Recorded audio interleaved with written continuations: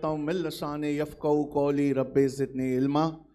अल्लाहुम्मा सल्लि अला सय्यदना शफ़ीना नबीना हबीबना तबीबना मौलाना मुहम्मदिन बारिक वसल्लम। सल्लु अलैहि सलातु व सलामन अलैका या रसूलल्लाह सल्लल्लाहु तआला अलैहि वसल्लम।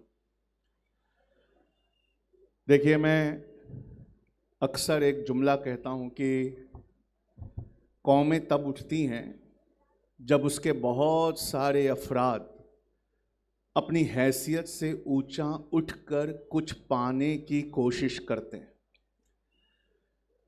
जब कौमों के बहुत सारे बेहतरीन दिमाग बड़ी सारी काविशों और कोशिशों के साथ उठकर आसमान की बुलंदियों को छूते हैं, तो महसूस होता है कि जैसे उनका ज़मीन से राबता कट रहा है।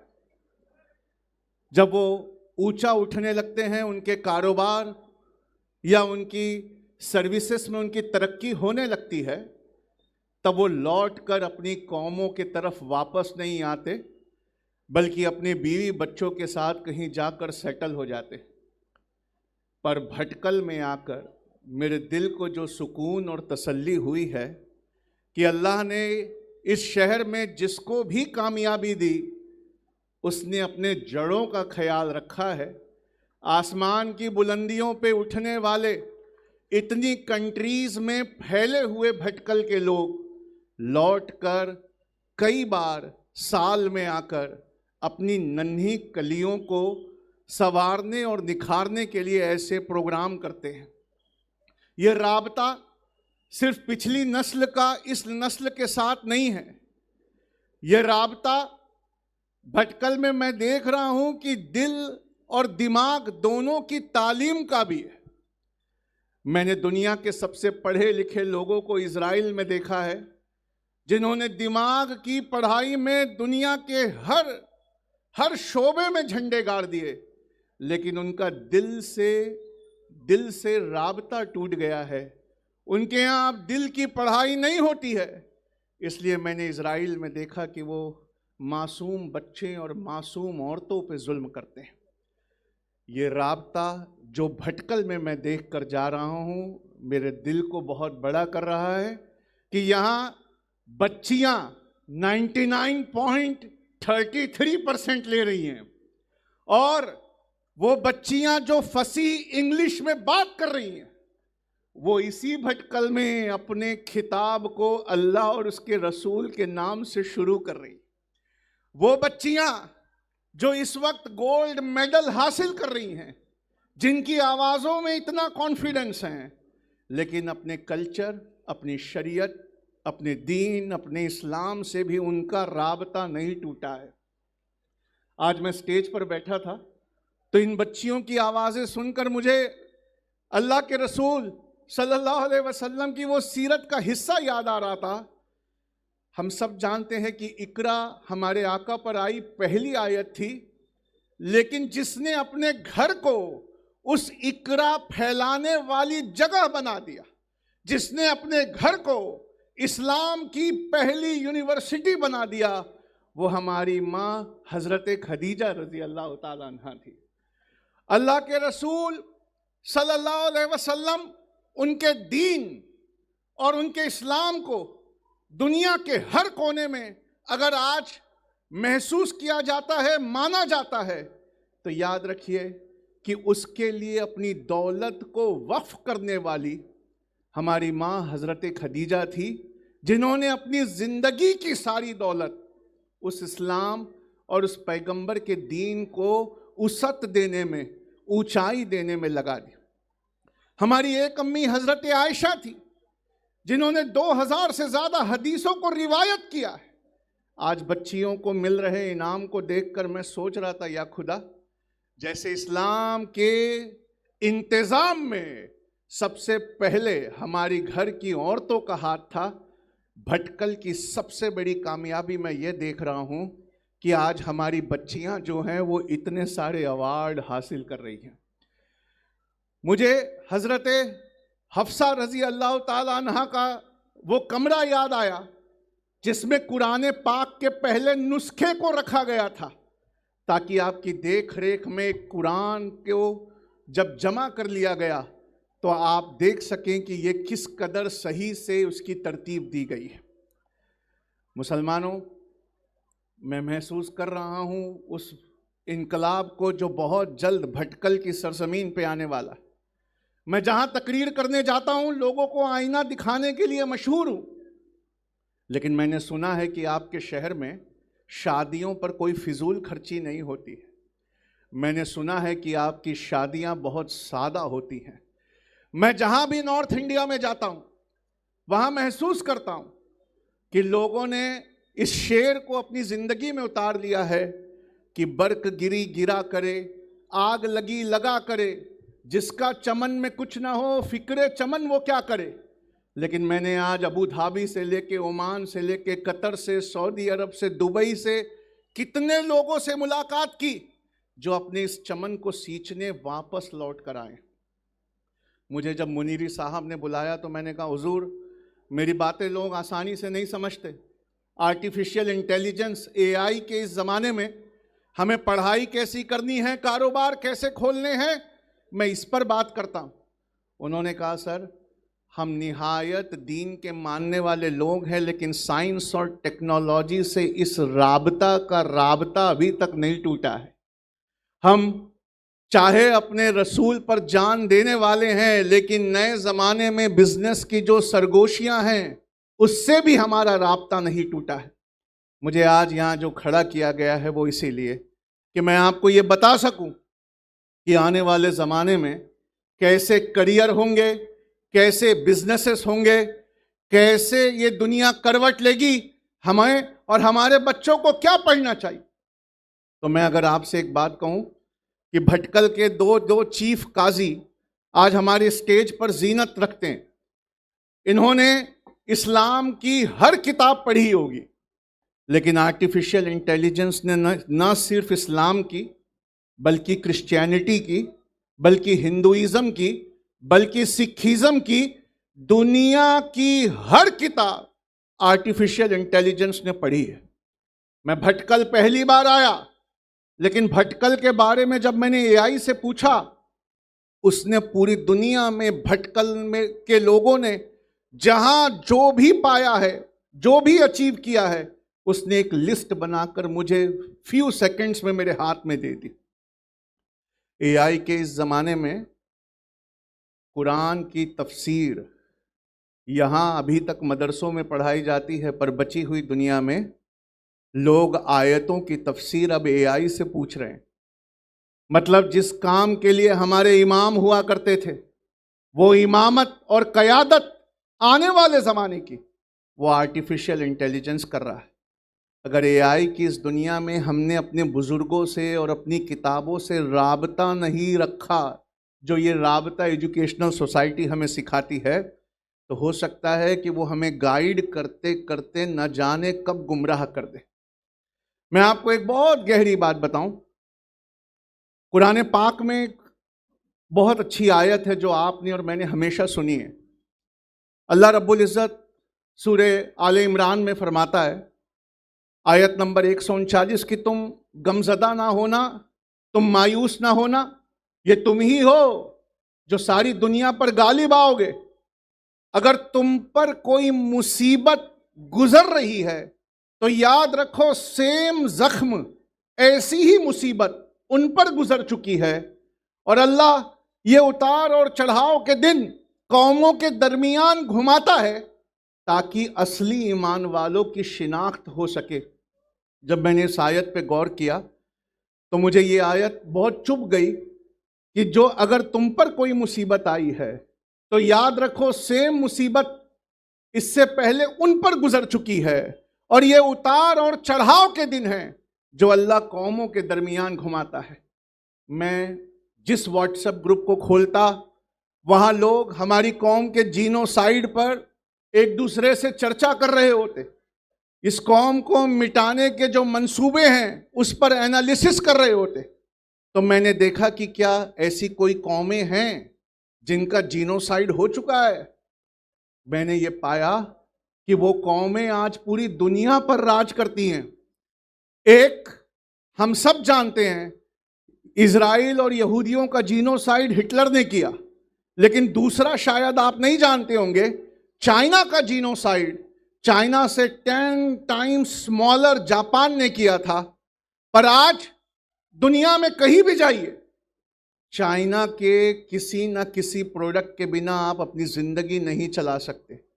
आप इजराइल की कितनी बातों से खफा होंगे, उससे बेइंतहा नफरत करते होंगे, लेकिन आपके मोबाइल में इस वक्त कम से कम 10 ऐप ऐसे हैं जो इजराइल से बनते हैं और जिनके बिना आपकी जिंदगियां नहीं चल सकती। तो मुझे कुरान करीम का सबसे बड़ा फलसफा जो समझ में आया, सुना, मुझे मुनीरी साहब कह रहे थे कि आपकी मेन तकरीर शाम को है, अपने बच्चे को ज़रूर भेजना, आप खुद भी आना। आने वाले करियर्स और बिजनेसेस पे मैं बताने वाला हूँ। मैंने यहाँ आने से पहले दुनिया की हर रिपोर्ट से हर इम्पॉर्टेंट पॉइंट निकाला, लेकिन मैं आपको बताना चाहता हूँ उन दो कौमों ने क्या किया। वो दो कौमों ने ऐसा क्या किया कि आज पूरी दुनिया में जो चीज़ हम छूते हैं, जैसे ये माइक मैंने पकड़ा हुआ है, वो भी चाइना में बना हुआ है, और जहां से सारी दुनिया के एआई को नॉलेज के लिए संवारा जा रहा है, वो इजराइल में बना हुआ है। उसमें से ऐसे लोग जिनके दिल मर गए हैं, औरतों और बच्चों पे जुल्म कर रहे हैं, लेकिन हमें उनसे कुछ चीजें अपने करियर और बिजनेस में सीखनी होगी। उन दो कौमों ने 3 चीजें की, हमें भी वो 3 चीजें अपने अंदर पैदा करनी होगी।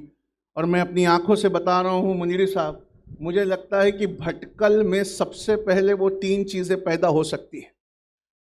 पहली चीज, उन दो कौमों ने ये किया कि उन्होंने सारी दुनिया में जॉब मांगना छोड़ दिया, वो जॉब पैदा करने वाले बने। उन्होंने हर व्यवसाय, हर बिजनेस को एंटरप्रेन्योर की नजर से देखा। उन्होंने कभी बिरयानी का ट्रक नहीं खोला, बिरयानी के ट्रकों की फौज खड़ी कर दी। उन्होंने ऐसी मशीनें बनाई जो बिना खानसामे के हर लजीज खाना बना दे। हमें अपने बच्चों की आंखों में हर करियर, हर सर्विस, हर रोजगार को एक रोजगार देने वाले एंटरप्रेन्योर की नजर पैदा करनी होगी। हमें इन्हें दुनिया कैसे करवट लेगी, आने वाली दुनिया कैसे बदलेगी, उस हिसाब से उन दो कौमों ने एक और चीज की। अपने बच्चों को वो एजुकेशन नहीं देते, वो आने वाले जमाने की एजुकेशन देते। हजरत अली ने इसे बहुत पहले कहा था कि तुम जब अपने बच्चों को पढ़ाना तो इस जमाने के एतबार से मत पढ़ाना, आने वाले जमाने के एतबार से पढ़ाना कि तुम्हारा जमाना कुछ और था, उनका जमाना कुछ और होगा। मैं यहाँ सारे इदारे के प्रिंसिपल्स से बड़ी मुखलिसाना गुजारिश करता हूँ कि हमें ये दूसरी चीज, एजुकेशन ऑफ द फ्यूचर, अपने इदारों में पैदा करनी होगी। पहली चीज एंटरप्रेन्योरल नजरिया। जब बच्चियों की आवाज में पीछे से सुन रहा था तो मैं दुआ दे रहा था दिल में कि अल्लाह, इतनी सारी खदीजाएं हैं, बिना चेहरा दिखाए इन्होंने 99% लाए हैं। मौला, जैसे हमारी मां खदीजा के बहुत सारे बिजनेसेस थे, ए अल्लाह, ये बच्चियां अपने पर्दे के साथ, अपनी शरई पाबंदियों के साथ एआई की मदद से बहुत सारे बिजनेसेस खोल ले। उसके बाद मैं आपसे ये गुजारिश करता हूं कि आपके इदारों को एजुकेशन ऑफ द फ्यूचर वो अपने इदारों में देनी होगी। ये एजुकेशन जो हम पढ़ रहे हैं ये शायद हमारे बच्चों के काम ना आए। और तीसरी चीज जो उन्होंने पैदा की, जो हमें पैदा करनी होगी, वो ये है कि हमें अपने बच्चों को पॉलिसी मेकिंग में डालना होगा। हमें अपने बच्चों को कॉम्पिटिटिव एग्जाम्स के लिए तैयार करके उन्हें गवर्नेंस में अपनी राय पहुंचाने के लिए तैयार करना होगा। क्योंकि जब वहां बैठकर जो पॉलिसी बनाते हैं, उनके कलम की एक करवट यहां हजारों और लाखों जिंदगियों को बदल देती है। मैंने जब कुरान में एक किस्सा पढ़ा था सूरह कहफ का, आज शाम के लिए मैंने उसे बचा के रखा है, लेकिन 3 बातें उसमें से मैं बताकर अपनी बात को खत्म करता हूं। सूरह कहफ में पहला किस्सा है कि 7 लोग अपना ईमान बचाने के लिए एक गार में जाकर छुप जाते हैं। वो दुनिया से कट जाते हैं, अल्लाह उनके ईमान को बचाने के लिए उन्हें ऐसी नींद दे देता है कि कई सालों की नींद के बाद वो उठते हैं। मुझे ऐसा लगता है कि social media, internet, YouTube, Instagram के इस ज़माने में हमें अपने घर को वो गार बनानी होगी जिस गार में हमें इस तरह के डिस्ट्रैक्शन को बंद करना होगा। आपने देखा है, वहां उस गार में 7 लोग सोए हुए थे। हमारे घर में भी 7 लोग रहते हैं, लेकिन हर कोई अपना मोबाइल चला रहा है, हर कोई एक दूसरे से कटा हुआ है। अभी काजी साहब कह रहे थे कि अपनों से दूरी और दूर वालों से कुर्बत का ये दौर आ गया है। हमें उन सोशल मीडिया अकाउंट्स को लगाम लगानी होगी या कम करना होगा। ये सूरह कहफ की पहली सीख है। दूसरी सीख सूरह कहफ में ये है कि एक नाव होती है जो मजदूरों की होती है। उस नाव में हजरत खिज़र अलैहिस्सलाम एक छेद कर देते हैं। जब ये बात मूसा अलैहिस्सलाम को समझ नहीं आती तो आप पूछते हैं कि आपने ऐसा क्यों किया, तो वो बताते हैं कि एक राजा आ रहा है और वो राजा हर सेहतमंद नाव को छीन ले रहा है। मैंने जानबूझकर इस नाव में एक गड्ढा कर दिया है ताकि वो आए तो इस नाव को छीन ना सके और इसे टूटी हुई समझ के छोड़कर चले जाए। आपको यकीन नहीं होगा अगर आप मेरी नजरों से देखें, दुनिया का हर जॉब जा रहा है। एक एक दिन में 80-80 हज़ार लोग आईटी कंपनियों से बाहर कर दिए जा रहे हैं। जॉब्स पूरी दुनिया में खत्म हो रहे हैं, लेकिन हुनरमंद मुसलमानों के जो जॉब्स हैं वो कभी खत्म नहीं हो रहे, क्योंकि हम ब्रांडिंग नहीं जानते थे, हम एडवर्टाइजमेंट नहीं जानते थे, पर हम वो हुनरमंद हुआ करते थे जिसके हुनर के बलबूते वो बड़े कारोबार चला करते थे। मुझे लगता है कि हमारी नाव में जो तालीम का छेद किया गया था, अब उसे आर्टिफिशियल इंटेलिजेंस से भरने का वक्त आ गया है। मुझे ऐसा लगता है कि जो ब्रांडिंग, जो एडवर्टाइजमेंट, जो इंटरनेट, जो ऐप, जो वेबसाइट बनाना हम नहीं जानते थे, हमें अपने बच्चों को एआई के जरिए वो बनवाना सिखाना होगा। हुनर हमारे हाथों में है, सारी दुनिया के सामने लाने के लिए इस एआई का इस्तेमाल करना होगा। और सूरह कहफ की तीसरी सीख बहुत ज़बरदस्त है जो भटकल में है, और इस बात की मुबारकबाद पे मैं अपनी बात ख़त्म करता हूँ। वहाँ एक मछली जिंदा हुई थी जहाँ 2 नदियाँ आपस में मिल रही थी। भटकल वालों, बड़ी तारीफ़ें कर दी मैंने तुम्हारी, वरना मैं कड़वा बोलने के लिए जाना जाता हूँ। पर मुझसे ये वादा करो कि आपके शहर में मैंने जिन 2 नदियों को मिलता देखा है, एक दीन की और वो दूसरी दुनिया की, मैंने इस शहर में बच्चियों को हिजाब के साथ पूरे स्टेट में टॉप करते देखा है, और मैंने आपके चेहरों पर टोपी और दाढ़ी का समागम भी देखा है। मैं अल्लाह से दुआ करता हूँ कि भटकल में ये जो 2 नदियाँ मिलती हैं दीन और दुनिया की, वो ऐसी ही मिलती रहे जहाँ हम सब की मरी हुई मछली यानी हमारा दिल जो है वो जिंदा हो जाए। शाम के सेशन में आने वाले फ्यूचरिस्टिक ज़माने में कौन कौन से जॉब खत्म हो जाएंगे, कौन कौन से बिजनेस और करियर आएंगे। और आपने एक लाइन सुनी होगी हमेशा, ये ज़माना सबसे ख़राब है। मैं आपको शाम को साबित करूँगा ये ज़माना पैदा होने के एतबार से सबसे अच्छा ज़माना है, अगर आप मेरी बात समझ जाए। इसी बात पे मैं ख़त्म करता हूँ। जज़ाकल्लाह खैर। सलाम वालेकुम।